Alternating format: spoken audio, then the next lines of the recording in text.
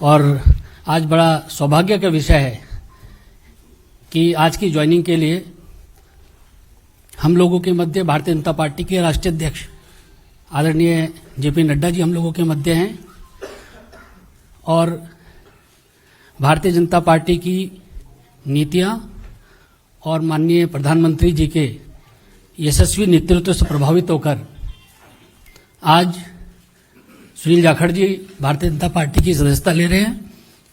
आप सब लोग जानते ही हैं, बहुत लंबे समय से पंजाब की राजनीति और देश की राजनीति में आदरणीय जाखड़ जी सक्रिय रहे हैं।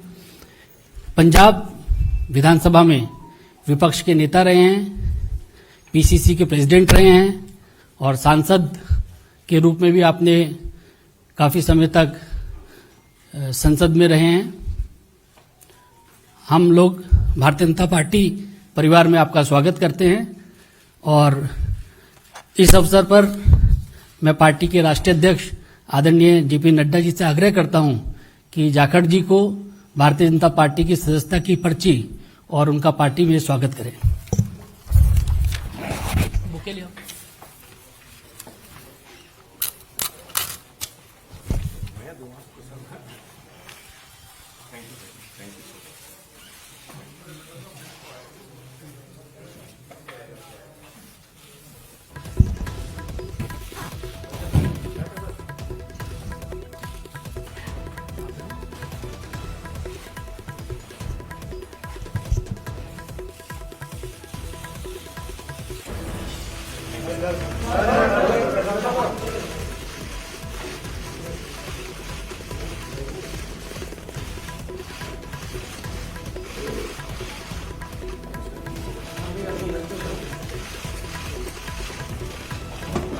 सुनील जाखड़ शामिल हो चुके ने बीजेपी दे विच तीन लोगों ने उन्होंने बीजेपी का जिहड़ा आदरणीय जाखड़ जी का विश्व की सबसे बड़ी पार्टी में स्वागत है और इस अवसर पर मैं पार्टी के राष्ट्रीय अध्यक्ष आदरणीय नड्डा जी से आग्रह करूंगा कि वे शब्दों के माध्यम से जाखड़ जी का पार्टी में स्वागत करें।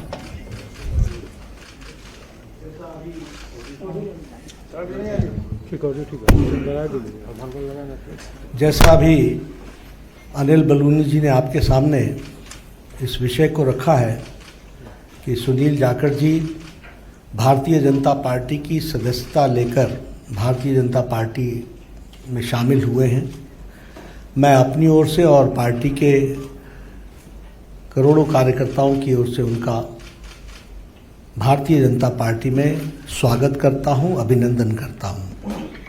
ये हम सब के लिए खुशी का विषय है कि सुनील जाखड़ जी जो एक अनुभवी नेता और जिन्होंने लगभग 3.5 दशक राजनीति में एक अपना स्थान बनाया है, ऐसे व्यक्तित्व भारतीय जनता पार्टी में शामिल हुए हैं। आपने कई जिम्मेवारियां निभाई हैं, प्रदेश के कांग्रेस के एक समय अध्यक्ष भी रहे, एलओपी भी रहे, लोकसभा में भी रहे, विधानसभा में लंबे अरसे तक रहे और एक अपनी खास छवि पार्टी से अलग हट करके आपने स्थापित की और किसानों के नेता, युवाओं के दिलों में जगह एक ईमानदार छवि के साथ आपने कई जिम्मेवारियों पर काम किया है।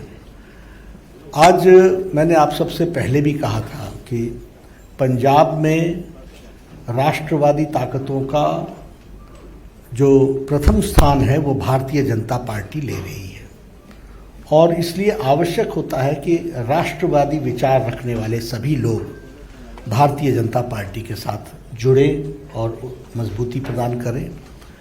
Punjab is a border state, more than 550 kilometers border is along with Pakistan. There are issues related to drugs, there are issues related to terrorism, there are issues where it is the endeavor from the Pakistan side is to make it a gateway for all activities which is going on, which may be which may be detrimental to India. तो ऐसे में राष्ट्रवादी ताकतों का मजबूत होना पंजाब में आज की आवश्यकता है और आज पंजाब में भारतीय जनता पार्टी ऑपोजिशन की आवाज़ बन करके आ रही है। और इसीलिए मैंने उस समय भी कहा था कि बहुत लोग कांग्रेस से और अकाली दल से भी, जो भी राष्ट्रवादी ताकतों के साथ जुड़ना चाहते हैं, वो भारतीय जनता पार्टी के साथ आना चाहते हैं। इस कड़ी में मैंने पहले कहा कि एक अपनी छवि रखने वाले ऐसे सुनील जाखड़ जी ने आज भारतीय जनता पार्टी की सदस्यता ली है और मुझे पूरा विश्वास है कि वह हम सब के साथ मिलकर के हम पंजाब को एक नए मुकाम पर ले जाएंगे और राष्ट्रवादी ताकतों को मजबूत करने में उनका अनुभव का हम सदुपयोग करेंगे और पार्टी मजबूत होगी पंजाब को मजबूत करने के लिए, पंजाब को मजबूती प्रदान करने के लिए, और उसमें सुनील जाखड़ जी का विशेष योगदान रहने वाला है। मैं पुनः आपका अभिनंदन करता हूं, स्वागत करता हूं और मैं निवेदन भी करूंगा सुनील जी से कि आप ज़रूर कुछ अपने उद्गार कहें। और बहुत बहुत धन्यवाद आदरणीय बीजेपी के अध्यक्ष नड्डा साहब, जो आपने मुझ जैसे व्यक्ति को माननीय प्रधानमंत्री नरेंद्र मोदी जी, माननीय देश के गृह मंत्री अमित शाह जी, उनके साथ उनकी सहमति से मुझ जैसे व्यक्ति को आज अपनी पार्टी में शामिल होने का ये मौका दिया। मैं आभारी हूं मंच पे जो मौजूद हमारे प्रभारी अनिल बालूनी जी हैं। मैं आभारी हूं खास तौर पे प्रवेश वर्मा जी का, जो खास तौर पे इस मौके पे यहाँ पहुंचे हैं। मैं आभारी हूं अरविंद खन्ना जी का, मैं आभारी हूं मनजिंदर सिंह सरसा जी का, मैं आभारी हूं परमिंदर जी का कि आप सबके सहयोग से आज इस बीजेपी के मंच पे नड्डा साहब की हाजिरी में बीजेपी में शामिल होने का मौका आपने दिया। धन्यवाद नड्डा साहब। आप सभी ये कोई अच्छा, सॉरी।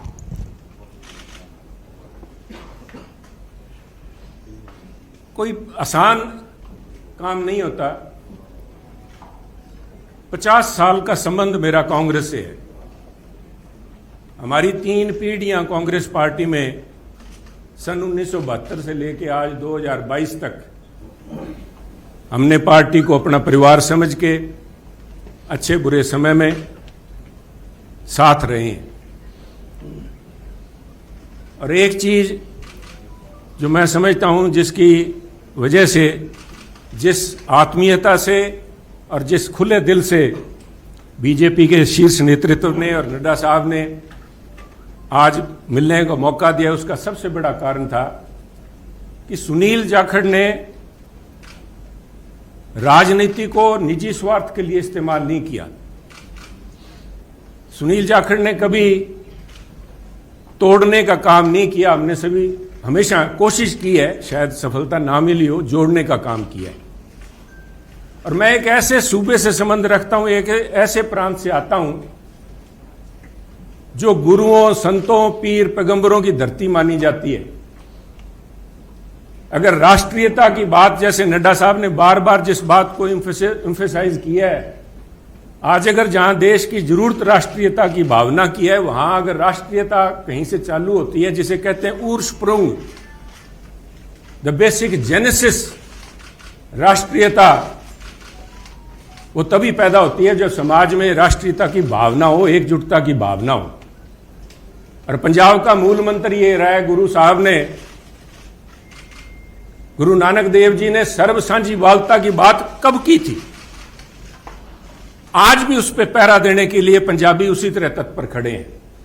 अगर सुनील जाखड़ ने आज एक परिवार से 50 साल का रिश्ता तोड़ने की नौबत आई तो कोई आधारभूत बातें थीं, किसी कोई व्यक्तिगत झगड़ा नहीं था। झगड़ा राष्ट्रीयता को लेके, पंजाब की अखंडता को लेके, पंजाब की जो भाईचारा है, भाईचारक सांझ है, जिसको कि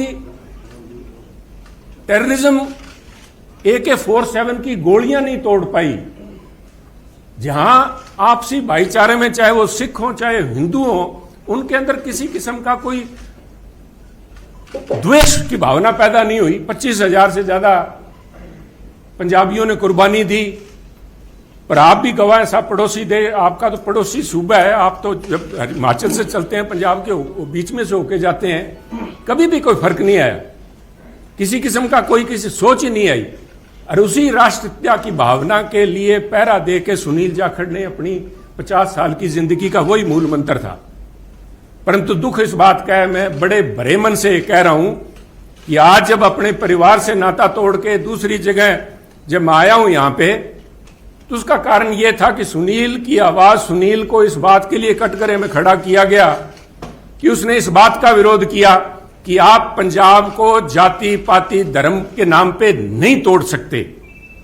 पंजाब को आप परसेंटेज में नहीं दे सकते कि ये अमुक जो धर्म है, अमुक जाति है, अमुक समुदाय है, उसकी परसेंटेज कितनी है, 30% है, 40% है, 15% है। मैं समझता हूं पंजाब एक सूबा है जिसने देश के लिए template has established a template for the country. Every single citizen has the same right as anybody else. सबको बराबरी का, there is no second class citizen in Punjab. और इस भावना को लेके पंजाब अग्रणी सूबा रहा है, चाहे वो हमने देश की सीमाओं पे लड़ाई लड़ी है, चाहे देश के विकास में, हर सूबे प्रांत में पंजाब ने अपना नाम कमाया है। कुछ लोग बात करेंगे क्योंकि हुआ क्या, वो एक व्यक्ति की बात नहीं है कि एक व्यक्ति ने बोल दिया और संबंध टूट गया। वो कहना कच्ची यारी है नहीं सर, इस तरह नहीं टूटा करती। ये कोई शीशा नहीं है जो 50 साल का संबंध है। कहते हैं कोई शीशा नहीं है कि पहले हम इंसान हैं, हमने रिश्तों को निभाया है असूलों की तरह, पर जब असूल ही टूट जाएं, जब हम अपने सिद्धांत से हट जाएं, अपनी आइडियोलॉजी से हट जाएं, तो मैं समझता हूं this is a right time to have a rethink. उसको सारा सोचना पड़ता है कि हम जा किस तरफ रहे हैं, आज किस तरफ बढ़े जा रहे हैं। तो उसको लेके मैं समझता हूं कि निर्णय लिया गया। और क्यों निर्णय लिया गया, बीजेपी के पास, मैं क्यों बीजेपी के आपके यहां आज मंच पे बैठा हूं।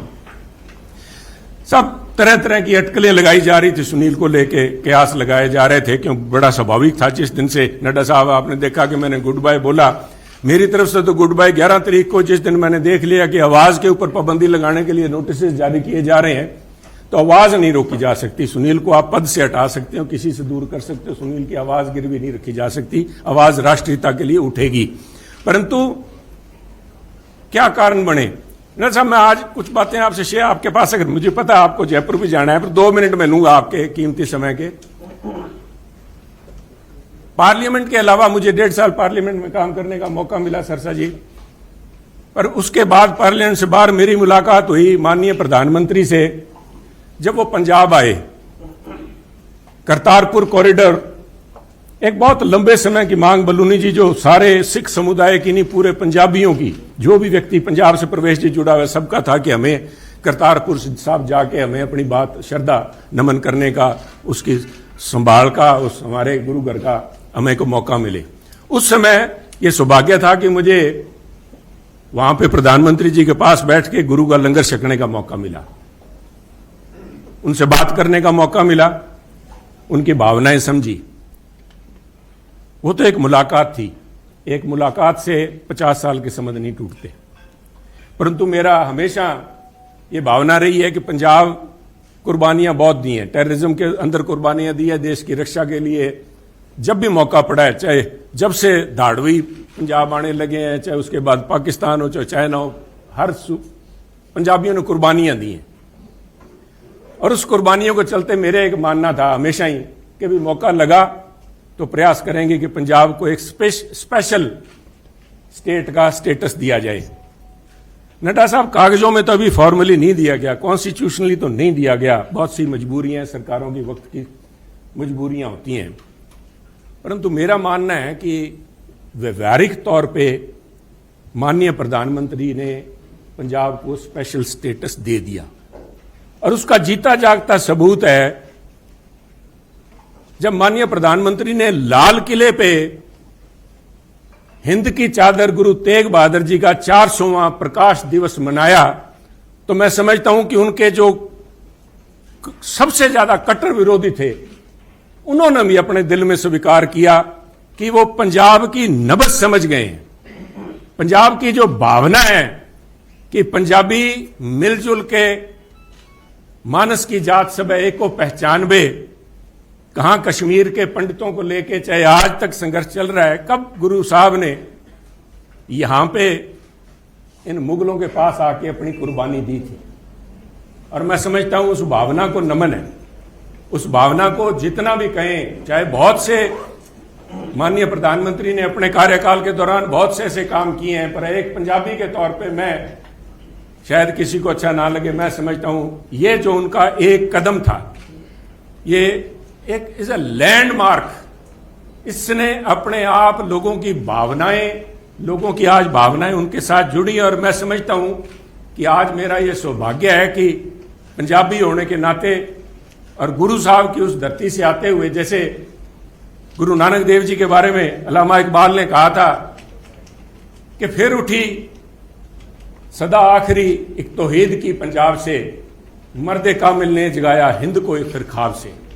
आज मैं समझता हूं फिर वही भावना पंजाब से लेके यहां पे उस भावना, उस अलग की, उस ज्योति की एक, उसको लेके मैं आज बीजेपी में आया हूं।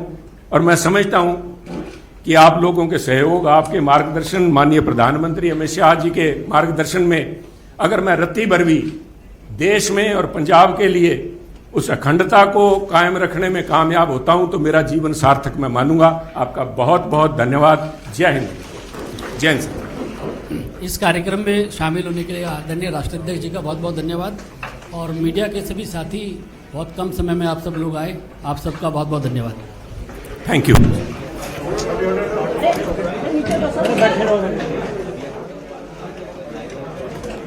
बैठे रहो नीचे भाई। रुक जा रुक जा।